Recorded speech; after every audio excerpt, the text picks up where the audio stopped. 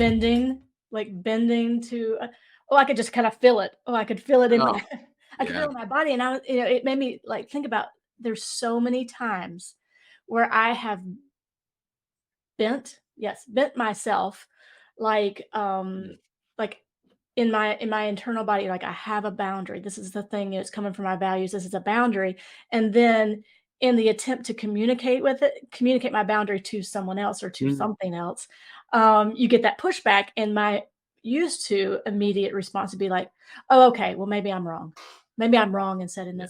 this Yeah. boundary. Maybe, maybe I'm being whatever, whatever. And then I would bend, and often, then I was resentful and bitter and, kind of grumpy about doing the thing because Mm. in my body, in my spirit, that this was in alignment, the boundary that I had set. And like, wow, like to look back and see that and just kind of see the growth of the cultivating, right? Yeah. It has become cultivated. Oh, I could really feel that. I could really feel that bent feeling. I suspect that's probably true for a lot of people. As Right. I definitely, yeah, that feeling. I was like, oh, yep, I know that feeling well. And then it's not loving that person more, right? It's usually like, oh well, and it's not, yeah, right, it's not loving them more. It's loving actually the whole scenario less, Yeah. right? Uh, It's like an enabling thing. It's a codependent thing, right? Of like yeah, taking responsibility for someone else's experience and yeah, morphing so that God forbid they don't, making sure they don't feel something uncomfortable, and I'll just be uncomfortable over here so that you're okay, because that's showing love or something, right? Like, oh, that's icky. Icky. ugh. It sounds Yeah, icky even yeah. hearing you say it like that. But that's, yeah, I mean, that's exactly what happens, or at least one of the things that can happen. It's the communicating the boundary, I think, is the challenge. Because I think the more that we kind of sink in, I love that you talked about values because I think it comes from that, right? What are the Yeah, things that are important to us? What are the spaces and the places that we want to live from? And I think, has become easier and easier as we practice that. Now, and we talk about this all the time, like I have all these thoughts and ideas and all this sort of thing. Oh, now how do I communicate it? How do I put that in words? How do I stand in that space really like strong? Right? yeah, And I think that becomes the challenge, but I think that it's practice, right? It is a practice of doing that. yeah, And it's a practice of, someone say, I don't like that boundary or that boundary makes me feel whatever. Well, I hear what you're saying, but let me tell you how this boundary supports me and yeah, supports my yeah, ability to show up to you actually in an authentic way that actually fosters connection. yeah. And I think that we're not used to having those types of conversations maybe because like We the don't have default, boundaries about our boundaries. right, and the default way that we have conversation sometimes doesn't lean into that, but I think Yeah, that the more intentional we become in those conversations, individually and collectively and community based, it becomes like then we cultivate the environment where then it just that's just the thing, you're right. It's just that's just the well, thing. an interesting thing about that, I was thinking about this before. I think culturally, at least in the United States, we have this way of being that that says like boundaries aren't actually acceptable because like somehow your boundaries infringe on my rights. This whole idea like that rights are like completely unlimited, like freedom of speech. So I can say whatever I want. It's like, well, you can, but you're not free from the repercussions of that. So you can say whatever you want to me, but that doesn't mean that there aren't consequences. Freedom of speech doesn't mean you're free from, having to deal with whatever you've created by saying that thing, whatever you just said. And I think culturally we've kind of created or we've come from this very like authoritarian, do what I say, seen and not heard kind of whatever of like, no, you don't get to infringe on my experience. This is I'm the rugged individual, self-reliant whatever, and I have the right to blah blah blah. And so when we introduce boundaries into that Mm. scenario, it's like all of a sudden I think it can feel like you're infringing on my whatever, like you're infringing on my rights, you're infringing on my freedom of expression or something. And it's like, well, you can express however you want, but Yeah, that's gonna happen. I, Well, and it goes back to we say this a lot, that we don't create in a vacuum, right? yeah, And so, like, boundaries become this, way of really supporting this collective creativity, right? It that we are creating in this sort of, like, communal experience, right? And so boundaries become a really important part of that. And I love the part that where you said, like, your no to something is actually a yes to something else, right? So it is mm, this balance, right? It is yeah, this beautiful balance of not, it's not like a static no or a right, static yes, right? It is this thing that has, like wiggly parts, right? It is this, like, I don't know how to do yeah, it in my mind.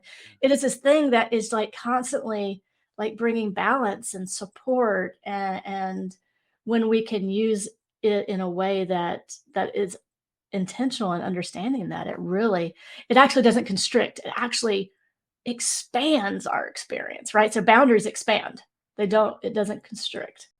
I think we're, we're seeing this evolution of expression, well, everywhere always, but like, Mm, yeah. especially around the gender conversation publicly. Like, it's not a new expression in any way, and yet in culturally, it hasn't been something that there's been enough empowerment behind for it to be like a public conversation. And now that it is, that's it's boundaries, right? Hey, this is how I would like you to refer to me. This is how I show up. This is who I am. Yeah. And people who have benefited from not having those boundaries before are like, well, it's just easier to not, or I don't know what it is. That's a boundary thing, right? It's Yeah. like, we are being like, oh, life actually expresses in infinite ways across this entire spectrum. It's not this or this. Yeah. And I think we're coming out of this cultural, like, everything needs to be this or this. And you know uh I know you always love it when I bring it up, but like spiral dynamics,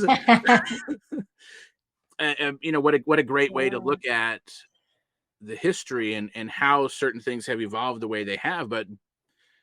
But basically, until very recently in history, life has been, like, the human mindset has been based in A or B. And so I think we have people walking the planet whose entire lives have been ingrained in A or B. And Mm. anything that's not that is like, what?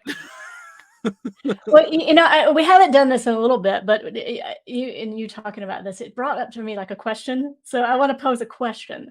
I sort of think I know the answer to this, but uh, so hopefully it's not a leading question. But you know that, Okay if it is. especially around the binary, our brains, we like to categorize things so that we say, oh, we know this and we know this, and that I feel good about that, Mm, right? And so I think maybe some resistance, and maybe this is some resistance and boundaries in communicating to, is that we are so afraid of the mystery. We are so afraid of the not yeah, knowing. We're so afraid of the not understanding, not being able to define, not being able to, like, see some sort of, like, clear line. I mean, we're so afraid of the mystery that we begin to shove the mystery into what we already know. Like with boundaries, we're so afraid of the mystery. The mystery, what would it look like that your yes can be your yes and your no can be no, and I don't have to, like, make it in look like my yes, and I don't have to, like, well, but it doesn't work for me in this way, and this works for me because I can see it. Like, what would it look like? So I guess it really wasn't a question, but I guess the question is, does that make sense that the I think a yeah, lot of this is the fear of the mystery, yeah. Well, especially the binary world. It's the fear of the yeah, mystery, the fear of and the not being able to label. yeah, and the fear of the fear. I'm not supposed Mm, to be mm, fearful, and we've cultivated this fear of fear. yeah. And yeah, I think being fearful of the unknown, being fearful of the mystery, being fearful of what's not familiar.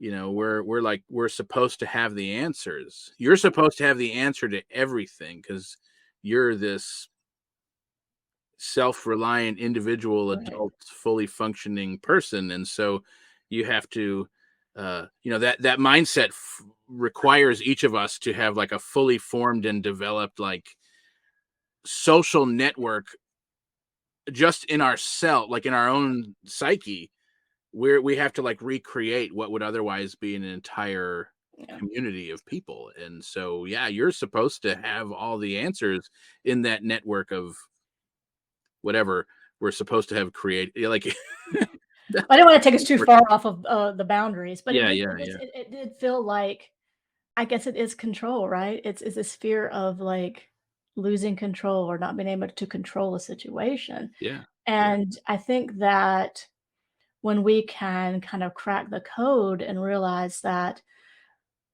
just like, boundaries are, I don't think anyone can argue with this, that I mean, if they can, then I mean, they can argue. That doesn't mean it's true. But like, I think that we can all agree that boundaries, we always talk about healthy boundaries and boundaries in relationships and boundaries at work and work-life balance and all these sort of things about these are good things, right? And so how can we begin to make the boundaries, setting boundaries and hearing someone else's boundaries and communicating on our own, how can we just make that just like part of the thing, yeah, right? Like the norm. Like, it's like try to change the norm. What is this normal default that we kind of have been I want to say inbred, but like bred with, don't know why inbred came up. inbred But like, default. yeah, like how can we, because it's like this kind of like mixture of all these sorts of things. And it's like mixture of sorts of things that shouldn't be mixed, I guess I should say, you know. Yeah, Like yeah, begin to create like that's a boundary and be like, wow, I feel so much closer and connected to you because you are willing to say, this is a boundary. And so that means, oh, wait, I've created a space in our relationship or in our community where you were free to say that boundary and thought that and felt safe to do that. Wow, look, we're actually doing it. We're doing it. We're doing the thing. I think that takes a certain level of commitment to personal inner work, right? Yeah. Like well, I'll say this. I think I've spent too much time on TikTok. You heard it Um, here. yeah. But I mean, the way people talk about setting boundaries with others, I mean, because this actually is like a thing on TikTok, like people talking about boundaries and doing things differently, and especially with family. Usually, the person who has created the TikTok is for boundaries, but the experience that they've had with other people that they're now talking about is usually where the other person or people in the experience do not think boundaries are a good or healthy thing, and so it probably is worth reiterating, like yes, boundaries are, let's not take for granted, like boundaries are a good and healthy and important thing, and I think it does take a certain level of self-awareness Yeah. to recognize, like, why, in what scenario would I think boundaries with someone else wouldn't be a good thing. Like no scenario. Well, and then But I think I would think that if I am benefiting from them not having boundaries, I yeah, I get to take advantage of the fact that that person's not having any boundaries and bends over backwards, you I know? was getting ready to say that, like, we think boundaries are great when they're our boundaries, but Yeah. when someone else shows up with their boundary, like, no, wow, they're just too whatever, Yeah, right. Uh, Right. Brene Brown, of course, in one of her talks, she talked about it in some of her work. She talks about, this wholehearted living Mm, and living this compassionate, this compassionate sort of life. And, you would think that someone who's compassionate is just giving to everybody, da, da, da. She said there was one thread.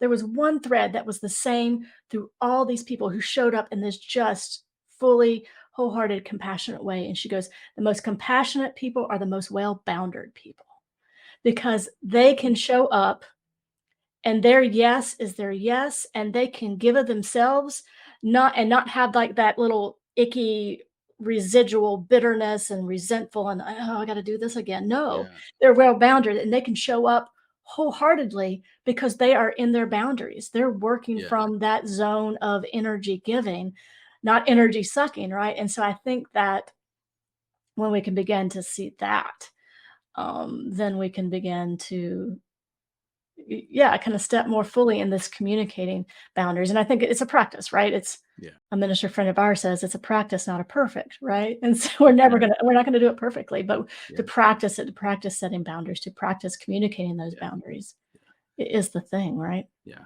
It kind of reminds me of like when you get a new job or you find yourself in a new social group or a new place with new people that are new Mhm. to you.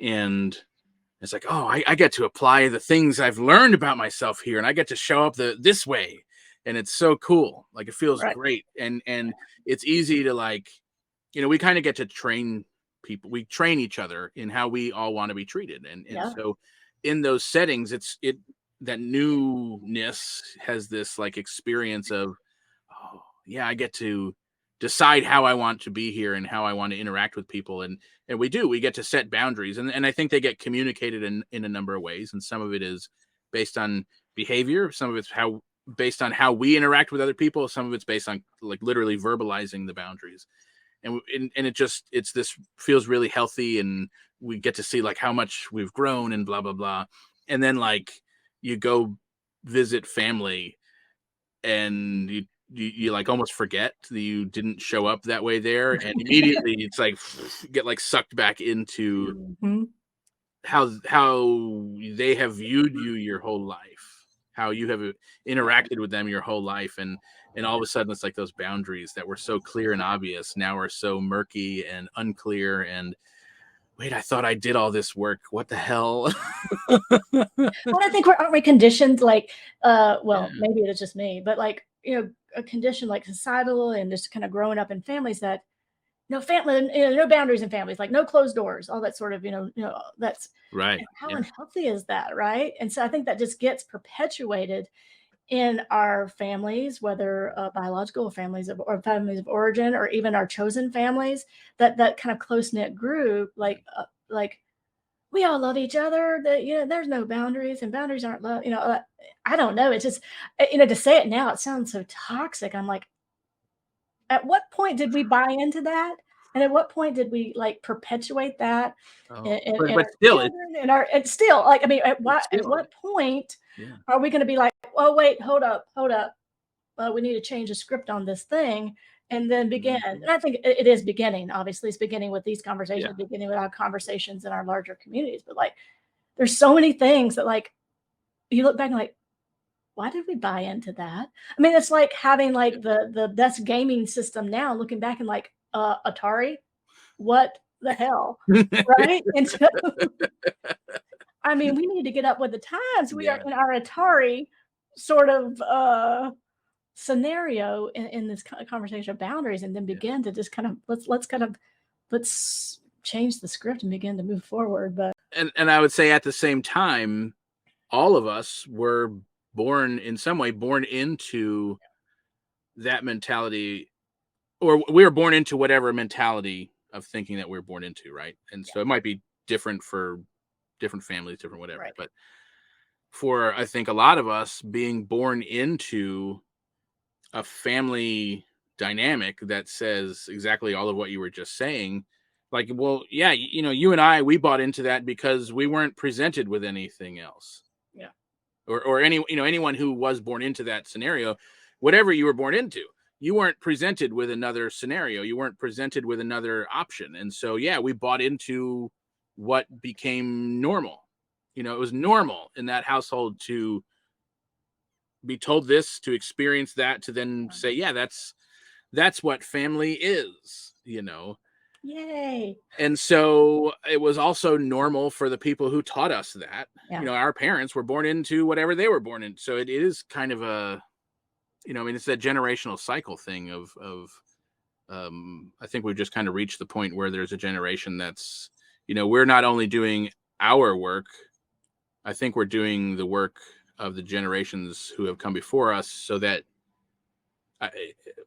my hope is that so that those kind of things do cease, yeah, so that there are options. Even things as simple as like not forcing your child to give hugs when you leave relatives' house. yes, I mean, giving the option, hey, you don't have to, if you want, you don't have to, Right. right? Right. That's Yeah. that's huge. That is Yeah. huge. Yes. And it's how, like, what a powerful, empowering message, right? I mean, authenticity is gonna be the norm. I just Yeah. feel it, I just in my bones, I feel it that we like, this is the cultivating. We're in the cultivating, the preparation, Yeah. the setting the stage for just an explosion of authenticity and vulnerability, and that being the norm. And I think that is when we begin to build systems and frameworks that support everyone. Yes, I love the idea of a world where authenticity is the norm, and so that's what we are talking about here today. And we are usually talking about things that are changing the norms. That's what we're doing here at Truth Be Told 2.0. So thank you for being here. Thank you for joining us. If you're looking for a little bit more of a conversation like this, check out the gathering on Thursday nights. Information on our website. Check out the website in general. There's a whole bunch of stuff there for you. Some new video series coming out. There's a new one up on the website right now. Really good stuff. Anything you can want to know about Soul Evolution Collaborative is there. So go check it out. We would love to see you on Thursday. If we don't see you Thursday, we will see you back here next week at Truth Be Told 2.0.